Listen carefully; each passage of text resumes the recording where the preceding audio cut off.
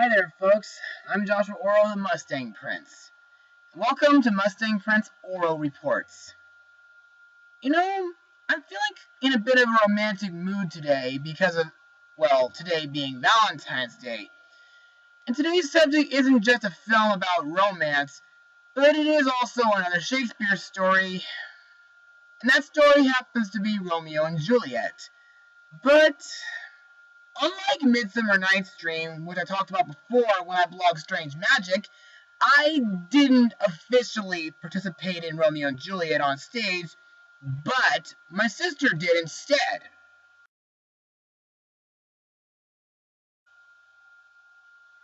However, the version of Romeo and Juliet I'll be talking about today, is an anime film with the characters as lawn gnomes. Released on February 11th, 2011, the movie is Gnomeo and Juliet.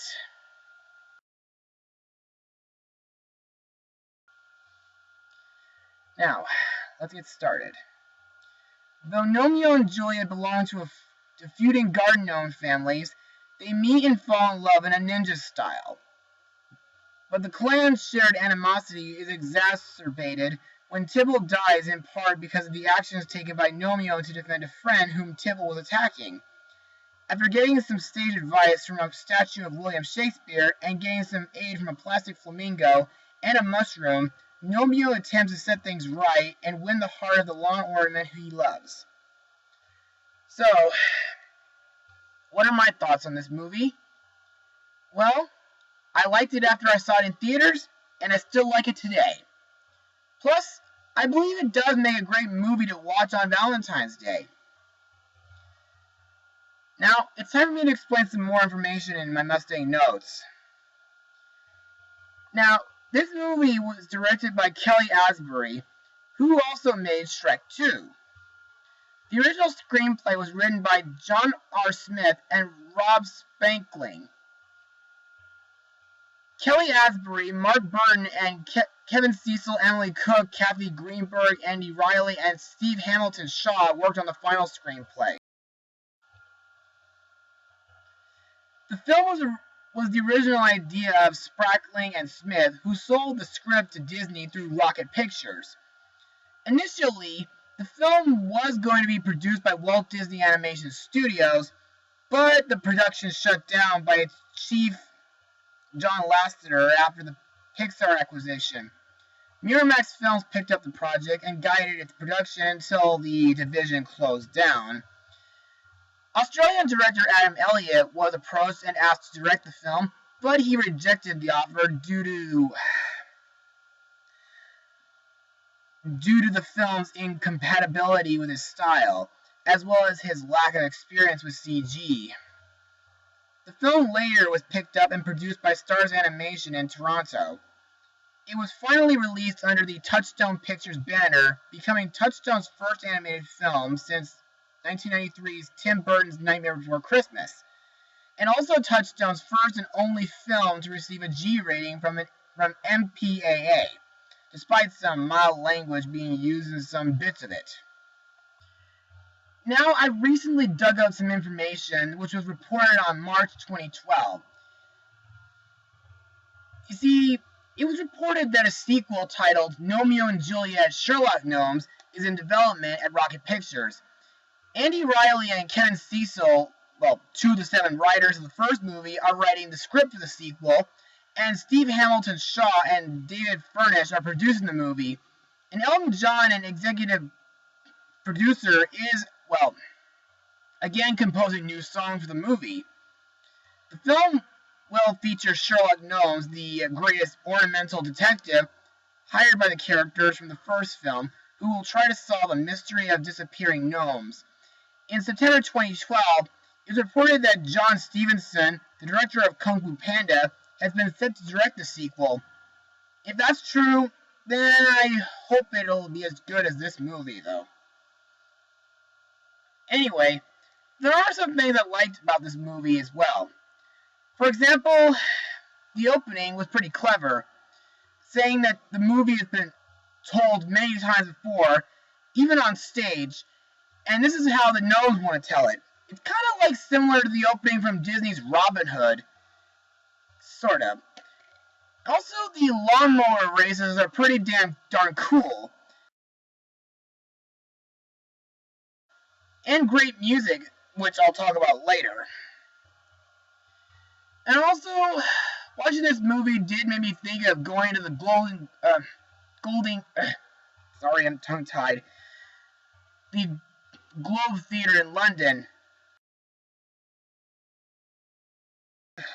Speaking of Shakespeare's Globe Theatre, there are a few references to Shakespeare, like a few of the lines in the movie are similar to the plays, and also there's the statue of Shakespeare in the park, and there's also a truck that references The Tempest.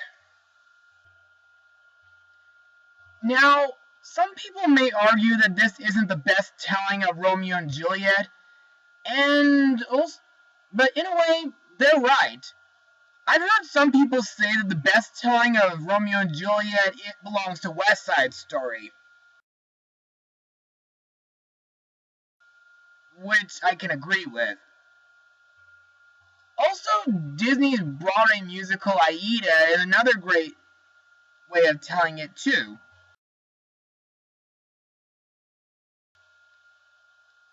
But even though I did kind of enjoy Romeo and Juliet Sealed with a Kiss, Romeo and Juliet is way better. And while the story is good, there are things I need to nitpick about. Like, there are some jokes that are pretty old, like saying kick some grass, or who's your gnomey, or etc., etc. And another one, a junkyard dog appearance. Ugh, sorry. Just sometimes dogs have been getting me uncomfortable ever since I was 3. And lastly, this gnome here. Ugh. This guy seriously does not have any reason to be in this movie, nor does he make any sense. Plus, he is disturbing as that awful Sacha Baron Cohen film that my parents dragged me to see in theaters years ago. So let this be a lesson to you, Touchstone. Never include references from R-rated films in movies that are aimed at both kids and adults.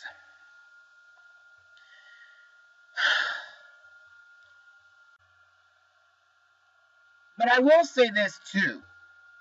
The animation for this movie was put really good. I mean, I love how the gnomes, the stone bunnies and mushrooms are designed and how they move, and I also like how the environment looks as well.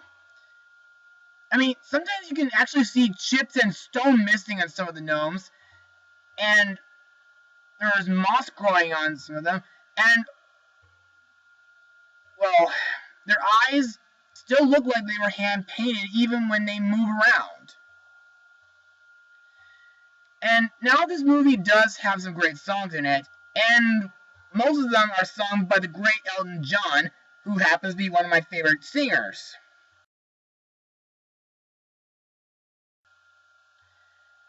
For example, there's Saturday Night's Alright, which plays during Romeo and Tibbles' lawnmower race in the alley.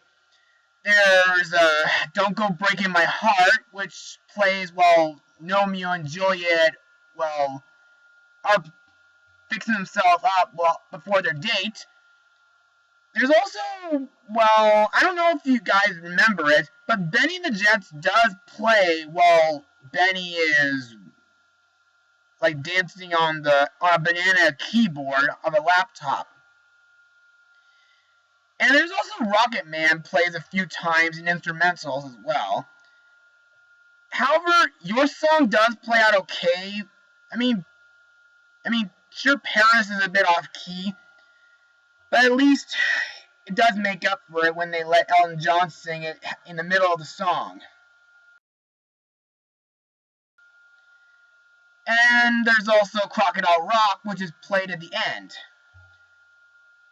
Another note to mention is that Elton John did write 2 new songs in this movie, like Hello Hello, which features Lady Gaga. Oh, and by the way, this may be off topic, but my dad once told me that Lady Gaga is actually named after a Queen song called Radio Gaga. I mean, I don't know if that's actually true, but it's probably an assumption anyway. Anyway, back to the main subject. The other song that's written for the movie is Love Builds a Garden, which, in my eyes, is one of the saddest songs Elton John ever written, and it does play out during a very sad scene that involves Featherstone. But there's one song in the movie that's not an Elton John song at all. And that song is the Tiki Room song. Now, another good thing about this movie happens to be the voice cast. Well, most of it anyway. Now, the role of Gnomeo was originally going to be voiced by Ewan McGregor, but instead the role was given to James McAvoy, who was in The Chronicles of Narnia, The Lion, the Witch, and the Wardrobe, and Arthur Christmas, which both had made it to my top 25 holiday films back in 2013. Now, Gnomeo's character is like the typical bad boy with a good heart, and I find him to be a pretty gutsy character as well. And I did grow attached to him too. Now, it may not be original, but it's still a good performance anyway.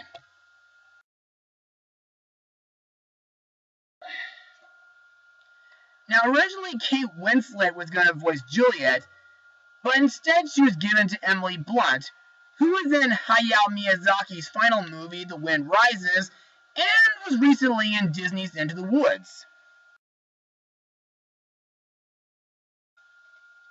I like Juliet too. I mean, Emily's performance is amazing. However, she suffers from Disney princess syndrome because she wants more out of life than being cooped up on a model tower holding a rose. But her ninja stealth and agility is awesome. Next we have Juliet's father, Lord Redbrick, voiced by the great Michael Caine. He's been in such films like The Muppet Christmas Carol, Batman Begins, and including Cars 2. Now, Redbrick is like the typical overprotective father who's paranoid and mostly worried for his daughter's safety. And yeah, we've all seen that before. And that's all I have to say about him. And next is Gnomeo's widowed mother, Lady Blueberry, voiced by Professor McGonagall herself, Maggie Smith.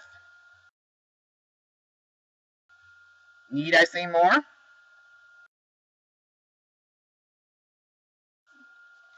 Now, Gnomeo's best friend, Benny, is voiced by Matt Lucas, who is in such films like Astro Boy from 2009 and Tim Burton's Alice in Wonderland. He's like a mix of both Benvolio and Mercutio from the original show. In my eyes, Benny is one of the funniest characters in the film, and he's smart when it comes to ordering stuff online. Next we have Tibbles, voiced by Jason Statham, who I've never heard of before, and I can't find anything memorable he's ever in. Anyway, Tibbles has the same personality as his Shakespeare counterparts. I mean, he's mean and threatening, and he even has like a fawn voiced by Ozzy Osbourne, and a group of smaller red gnomes siding with him. And the last character I want to mention, who happens to be my favorite character, is none other than Featherstone, a lonely plastic flamingo who was locked in a tool shed for 20 years, voiced by the great Jim Cummings.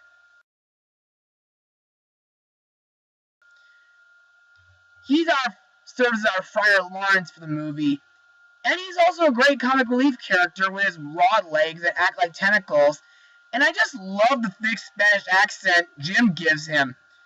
It almost reminds me of his role as Ray the Firefly from Disney's Princess and the Frog. And now, the film also includes other actors such as Dolly Parton as herself, in a way, Ashley Jensen, Patrick Stewart, and Hulk Hogan? Well, before this movie, I didn't think that Hogan was a common name. I mean, I have a friend who has the same last name, though.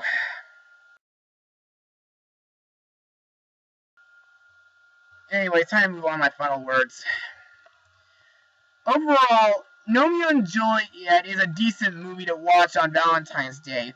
It has good characters, good animation, an amazing voice cast, a clever story, and a great use of Elton John songs. Plus, a few jokes are okay, and however, in my eyes, it could have been done without a few other jokes. Even that mankini wearing gnome, and that junkyard dog. But if you ignore those, this film is an enjoyable one to watch with your sweethearts or your children. And hopefully someday I'll find the right girl for me. I give this film an 84% out of 100. Well, that's it for today, everybody. Thanks for watching it today. So, be sure to tune in next time for my next vlog, because next time I'm going to be taking everyone down something kind of familiar from my childhood. So until next time, this is Joshua Orro, the Mustang Prince, saying Happy Valentine's Day, and Mustang